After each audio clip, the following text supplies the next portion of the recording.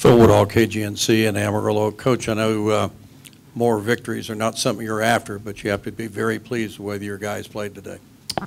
I've been happy with the effort since we basically lost out on bowl eligibility. We talked about the character and playing hard and playing for those seniors, and so the last couple of weeks I felt like the effort was there. You know, we're just not very disciplined.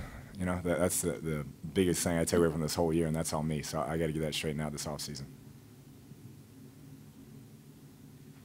Other questions for Coach? Again, we'll stay toward the back.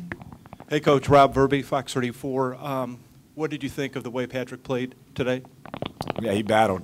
We knew we'd have some opportunities one-on-one with their corners, and he kept stepping up and took some shots and kept getting up. And, you know, the receivers made great plays, O-line blocked for him. But for a young kid to come in and keep battling, he's gotten better and better, and so excited to watch him develop in the future. Other questions for Coach? Again, we have Mike on the left, and we'll take this one on the front row on the left. Kliff Kingsbury, Dallas Morning News. I know hindsight's 20/20, but the first 2-point conversion going for it would have cut it to 3, I know, but in hindsight, would you have done something differently at that point? No. We felt like we had a good shot to get that, and we liked the play. We just didn't hit it. Okay, again on the left side. Tommy Mogelson, Dallas Morning News. Sean Oakman looked like he might have put a deliberate knee into Patrick Mahomes' face. Did you see that, and did you get any kind of explanation from the referees? I did see it. They did not see it, so I'll just leave it at that. Okay, again in the back. Rob Verby again, Fox 34. Coach, your thoughts on Mike Smith and the job that he's done as DC? He's done a good job, you know, keeping those guys energized, enthusiastic. It wasn't an easy situation he walked into, and I applaud his effort. He's shown up early every day and stayed late and gave it everything he had. Okay, we'll go back still on by the TV cameras in the back. Blake Brody, KCBD. Coach, it seems like whenever we would talk, whether it would be after a game or on Monday mornings, you'd talk about, or we'd ask you, how are you going to get your team to refocus and all those things, and you'd say the players are always more resilient than anybody else. Can you talk about how they really showed that today in this game throughout the ebbs and flows of it? They were very resilient.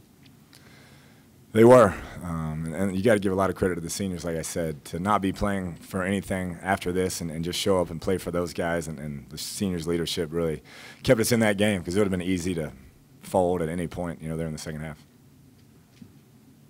Okay, again on the camera, well, right here, and then we'll go back to the camera platform. On the right. Chad Conan, the Sports Exchange. Coach, on the last 2-point conversion there, did you happen to see what they threw at Pat and what he was able to see as he scrambled around to try to get that play? Yeah, we had the look we wanted. We didn't get a good release, and their DB, 38, did a great job of forcing our guy outside, and, you know, Pat ran around, and learning experience, too. At that point, you just throw it up, you know. You got to just throw it up. It's 2-point play. Throw it up and see if we can make a play. Can't take a sack there. Okay, again on the camera riser in the back. Coach Matt Roberts, KOBK. Talk about Bradley and his performance today and what he's meant to you guys as a senior playing his last game. I've said it all year. I mean, he's why you get into the profession, to coach a guy like that, to give up the baseball this summer so he can come back and lead that young group of wide receivers with his work ethic, and just keeps fighting. You know, we'll miss him. Other questions for Coach? Okay, we'll swing to the right side, Coach, on the front row. Don Williams from Lubbock Avalanche, Sharon Cliff. Did you kind of go into today's game with the mindset that you have nothing to lose and we're going to kind of throw the kitchen sink at them? I mean, we've tried that in the past. We just hit them today, a lot of them, you know, and was focused by our kids and made plays when we had to. Okay, left side front. Tommy Mogelson again. What was Davis Webb's status for today?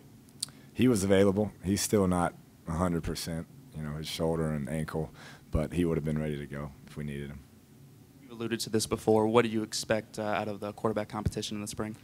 To be a really good one. You know, you get Jared in there and have 3 really, really good players going at it. Okay, let's come to the right side.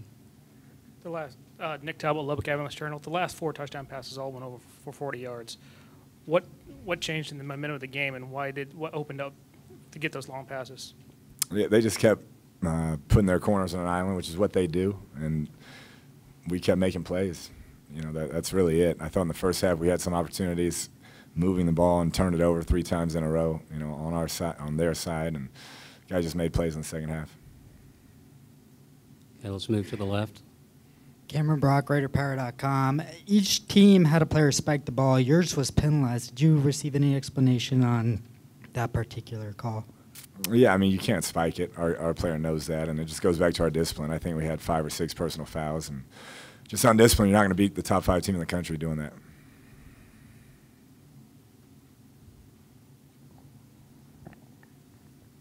Okay, in the back on the camera platform again. Coach Matt Roberts, KLBK. You've been waiting to see it all season long. You alluded to them putting their corners on an island. How good was it to see your guys go out and win some of those battles, which they've struggled to do so far this year, particularly the young guys like Jakeem and Devin? Yeah, it's been a developmental process. You know, when they come down and play man, we got to have guys that can win, and I thought they stepped up, and they've gotten better as the year went on. It was rough early, and then Pat put it in good places. Any other questions for Coach? Okay, let's come on the front. Don Williams from Lubbock Avalanche Journal. Kliff, how much has Patrick helped himself in the quarterback competition with what he has done in the last month, and has he done anything that surprised you or that you did not think he would do so early in his career?